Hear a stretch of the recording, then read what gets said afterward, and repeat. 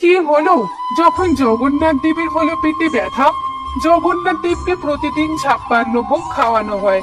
এত সব ভারী খাবার প্রতিদিন খাওয়ার কারণে জগন্নাথজির পেট খারাপ হতে পারে, এমনটা ভেবে জগন্নাথ দেবকে নিজের একমাত্র ছেলে ভাবা লেন্ডি মাতা নামক ওনার এক ভক্ত মহিলা জগন্নাথজিকে খাওয়ানোর জন্য নিমের চূর্ণ নিয়ে রাতে পুরীর মন্দিরে এলেন।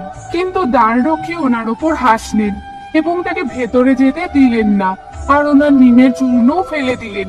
লেন্ডি মাতা সারা রাত এটা ভেবে কাঁদতে লাগলেন যে নিম চূর্ণ না খেয়ে জগন্নাথজির পেটে রাতে ব্যথা না হয়।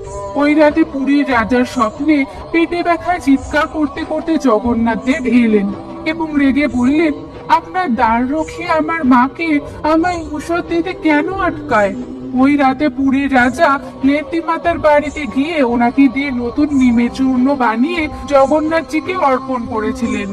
আজও লেন্ডি মাতার স্মরণে প্রতিদিন জগন্নাথজিকে ভোগ নিবেদন করার পরে এই নিমের চূর্ণ খাওয়ানো হয়।